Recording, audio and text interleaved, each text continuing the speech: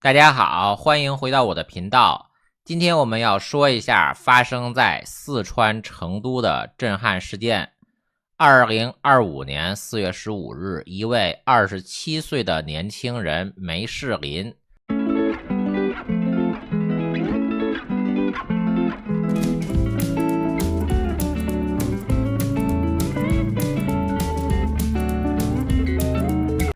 在成都茶店子客运站外的高架桥上悬挂了3条白底红字的横幅，引发了网络的热议。这3条横幅写着：没有政治体制改革，就没有民族复兴。人民不需要一个不受约束的政党。中国不需要谁指明方向，民主才是方向。在夜间路灯的照射下，这些标语清晰可见，迅速在网上传开，被网友称为四川彭丽发。这个事件不仅让人震撼，也让我们回想起2022年北京四通桥的抗议壮举。今天我们就要来说一下梅世林的行动，它与彭丽发的历史呼应，以及这些抗议在中国意味着什么。梅世林他是四川省乐山市木川县永福镇人，27岁，年轻而勇敢。他的抗议行动并不是一时的冲动。根据网络的消息，梅世林因为一家与成都公司的劳动纠纷投诉无门，遭遇了劳动监察部门的推诿，积压了1年的愤怒。梅世林自述准备这些横幅花了1年的时间，灵感正是来自2022年彭丽发的四通桥事件。2022年10月13日，彭丽发在北京海淀的四通桥上挂出了2条横幅，喊出了不要核酸要吃饭，不要封锁要自由，不要谎言要尊严，不要文革要改革，不要领袖要选票，不做奴才做公民，以及罢工罢课、罢免独裁国贼、席包子等口号。那一刻，他点燃了中国的抗议的火花，引发了后来的白纸运动，迫使中共当局提前结束了严酷的清零政策。彭丽发勇敢的行动甚至被《时代》杂志提名为全球100大影响力人物。可惜彭丽发至今下落不明，家人也遭到软禁。梅世林的横幅内容虽然不同，但是核心诉求与彭丽发一脉相承，他们都指向了政治体制的弊端，呼吁民主与自由。为什么梅世林选择高架桥？高架桥是城市交通的枢纽，曝光度极高。成都柴店子客运站人来人往，夜间的横幅在路灯下格外醒目，就像彭丽发的四通桥选址，精准地抓住了公众的注意力。梅世林的标语直击体制的核心，比如权力不受约束的政党，民主才是方向，不仅表达了个人的不满，更是对整个政治环境的挑战。网友称他为四川彭丽发。正是因为梅世林的行动延续了彭丽发的抗议精神，彭丽发的四通桥事件开启了一种桥上抗议的模式。此后类似的行动在中国此起彼伏，比如2023年6月，北京鸟巢外一位女子挥舞美国国旗，抛洒独立宣言传单，被称为巾帼英雄。2024年7月，湖南娄底的大学生方义荣在天桥上挂出四通桥的标语，用音响高喊要自由要民主。这些行动规模虽然不大，但是像星星之火，点燃了人们对自由的渴望。梅士林的抗议有什么意义呢？首先呢，梅士林的勇气令人敬佩。在中国，监控摄像头遍布，网格化维稳严密，公开抗议的风险极高。彭立发失踪的命运就是前车之鉴，但是梅士林依然选择了勇敢地站出来。梅士林的横幅通过网络传播，突破了中国严格的审查，尤其是在墙外的 X 平台上，将照片和影片传遍全球，引发了广泛的讨论。这种网络传播让抗议的声音走出了成都，走出了中国。其次，梅士林的行动唤醒了更多人对体制问题的关注。梅士林的劳动纠纷并不是个案，很多中国人有类似的遭遇，比如投诉无门，权益受损。梅士林的横幅把个人的遭遇上升到了对体制的批判，激励了那些感到无力的普通人。最后，梅士林的抗议对官方的民族复兴的叙事也是一种极大的挑战。标语中没有政治体制改革，就没有民族复兴，直接质疑了中国当局的执政逻辑，呼唤民主作为真正的方向。但是我们也要看到这些抗议的局限性。首先呢，中共残酷的镇压和监控让行动难以扩大。梅士林横幅的照片在微信上很快被删除，中国社交媒体对敏感内容封锁极严，彭立发的四通桥成为禁词，桥梁监控甚至升级到布料实名制。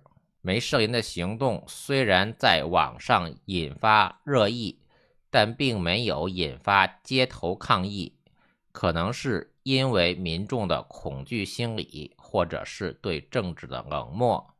其次呢，单人抗议缺乏组织性，梅士林和彭立发都是独自行动，没有团队的支持，难以形成持续的运动。网友说，封得住喉咙，挡不住真理。但是要终结高压的独裁统治，还需要有更多人的觉醒和内外的合作，个人是无法对抗组织的。结党结社，形成组织，形成规模，才能对中共政权造成更大的冲击，最终导致中共政权的垮台。但是无论结果怎么样，梅士林的勇气都令人钦佩。最后，梅士林的命运令人担忧。彭立发失踪至今，梅士林的最新状况也不明朗，很可能是被中国公安给控制了。梅士林可能面临拘留或者其他的惩罚。展望未来，梅士林的行动不会是终点。彭立发的四通桥抗议点燃了火种，梅士林、方义荣等人让这团火继续燃烧，从北京到成都，从湖南到广东，抗议的标语不断出现，形式也越来越多样，比如厕所标语、高铁贴纸，海外的传播和国际的关注，比如人权组织的呼吁，为这些勇士提供了舆论支持。梅士林事件可能会让国际社会更关注中国的人权状况，但是要真正的改变，还需要更多的人勇敢地站出来。就像网友说的，唯有反抗才有希望。梅士林的横幅提醒我们，民主的火种从未熄灭，它在每一个勇敢者的行动中延续。4月26日，人民日报发表了一篇署名任中平的文章，整篇文章7100字，又臭又长。我给大家来一个脱水版。第一段呢1700字，提到了习近平主席2次啊。就第一段就挺让我震惊的，因为他这个习近平主席还是不是总书记了？就是我看到这个才继续往后看的呀。第二段还是大约1700字，2024年9月26日，习近平总书记主持中共中央政治局会议，深刻彰显以习包子同志为核心的党中央，深刻领会党中央坚持党的全面领导，坚决维护以习包子同志为核心的党中央的权威和集中统一领导啊。前进的道路上有习包子总书记的领航掌舵啊。这里面提到了习包子4次啊，单独提了1次党中央，习核心提了2次，党中央提了4次，掌舵领航提了1次啊。掌舵领航我们就把它量化成 0.5 个习核心就可以了。总结呢就是习包子4次，党中央4次，习核心 2.5 次，没有习包子的党中央1次啊。第3段呢是1600字，一开始他就引用了人民日报的海外版纽约时报的文章啊，老共匪弗里德曼。人民日报海外版的纽约时报的刊登的这些拿着共匪黑钱的所谓的作家啊，实际上就是中共的鼓吹手啊，托马斯·弗里德曼的文章说，我看到未来，他不在美国啊，这不跟人民日报一样吗？公然的在反美国呀。中国上海华为练秋湖研发中心弗里德曼在这里看到了真正的明日世界，感慨这个中心可以说是华为对美国试图将其扼杀的回应啊。这2点嘛，弗里德曼去上海回到党国的总部啊，2是参加华为这个军方的情报机构啊，去给中国军方的情报机构站台啊。这个弗里德曼都已经明牌了呀，装成美国人，实际就是一个共匪啊，就差喊共产党万岁了，都跑到上海去支持华为了。所以支持弗里德曼那些人他们都是共匪啊，不然的话他们和共匪有什么区别是什么呢？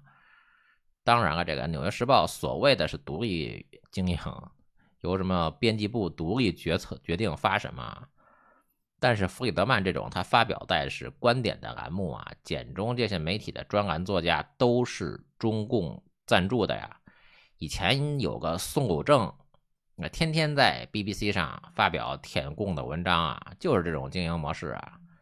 后来不知道 BBC 网站删除还是没删除啊，发了多少年啊，现在假装就不存在了。人民日报他说的清清楚楚的，反对贸易战那就是支持华为，支持中共啊，就应该和这个弗里德曼一样，去上海这个华为基地支持华为啊。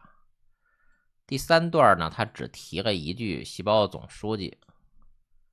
第4段呢，1800字，他说的是苹果公司首席执行官库克曾经谈到苹果选择坚守中国制造。这库克他最新的表态，明年就要把苹果的工厂搬到印度啊。还提到的是3月28日，习包子主席会见国际工商界代表的时候重申啊，人民日报在扯淡这些他们所谓的贸易战的看法啊，我们要观察的是习包子的政治行情啊。这篇文章加起来呢，对习包子的表态呢，按照我们的标准呢，能凑18分啊，超过了王沪宁的这个12分的表态啊。但是它和字数还有关系啊。这篇文章特别长，超长啊，7000多字，快8000字了，就才给习包子大概来了一个18分的表态啊。王沪宁他那篇文章呢，他都不到2000个字，就直接把习包子给吹满呢，这力度肯定是不一样的。如果按照这4段呢，一平均他这个只有 4.5 分，就和王沪宁那个吹捧力度相差太远了呀。这就是差别呀，就是王沪宁他那篇文章为什么那么显眼呢？就是在那可劲儿的吹习包子呀。人民日报这篇文章的主要内容啊，它就是在阐述中共关于贸易战的立场啊，自说自话，没有吹捧习包子啊。就这篇文章总共提了3次习包子总书记，3次习包子主席，2次习核心呢。而且他吹捧习包子的内容啊，集中在第2段，其他3段都没有啊。第1段提了2次习主席，第4段提了1次习主席啊，就给人感觉特别突兀。这四段可能是4个人写的，我们就看看这任中平是谁啊？任中平谐音是任仲平，取人民日报重要评论的意思，是人民日报使用的集体笔名啊，就说明不是一个人嘛。1993年12月22日使用至今。1993年到2003年5月期间呢，人民日报以任中平署名出版20篇文章。2003年到2008年，报社共出版35篇署名文章，其中2008年推出了10篇呢。也就是说，在江泽民时代，平均每年发2篇文章；在胡锦涛时代，每年发7篇文章。他既然任中平他是一个笔名啊，这就说明可能就是一个写作小组啊。如果这4段分别是4个人写的，就为什么这细包子就变成了习近平主席了？这是不是人民日报官宣习近平要辞去总书记，变成国家主席了？我就不知道。反正这篇文章啊是发表在人民日报的头版上面。这位网友说，听说孙政才是当初贾庆林推荐给江泽民的，又得到了温家宝的认可，应该是两派利益都能保证的人，但是被搞掉了。我的回复是，这种说法呢，节目效果挺强的，群众喜闻乐见啊。但是贾庆林、江泽民、温家宝是3个派系啊，你就把这些事情说的太儿戏了。就说我说董军他认识苗华，那之前那36年他在干嘛呢？就你把这个贾庆林、江泽民、温家宝都当成什么人了？贾庆林、江泽民、温家宝哪个人没有提拔过100个、200个正部级、副部级啊？贾庆林可能少一点，江泽民、温家宝一个总书记、一个总理，提拔过多少人呢？他们是一个利益集团呐，他不是一个人。这种想象还挺逗的呀。贾庆林推荐给江泽民，那么江泽民他要不要想一想，江泽民提拔呢其他呢200个甚至有500个吧，正部级副部级都是怎么想的呢？贾庆林和江泽民他又不是一个派系的，只不过曾经都在第一机械工业部而已啊。第一机械工业部有几十万人呢，你要说江泽民和贾庆林曾经是一个部门的，这还说得过去啊。这贾庆林和温家宝他到底有过什么交情呢？温家宝他能背书贾庆林的人，那李克强他和薄熙来都曾经在辽宁省呢，能是一个派系的吗？李克强和李长春也曾经都在河南省呢，李克强和李长春的关系也不错吗？这些说法都是节目效果啊，就可能大家喜欢听这样的故事而已啊。这名网友说，陈文清和杨汝岱是一个地方的人，两家距离不止100里。陈文清从基层民警到派出所所长、分局局长、市局副局长、局长，这些应该都是受杨汝岱的影响。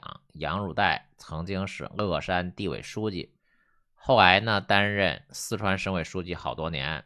胡锦涛担任西藏自治区书记的时候，坊间传说胡锦涛因为身体原因在成都设有办公室，当时的四川书记就是杨汝岱。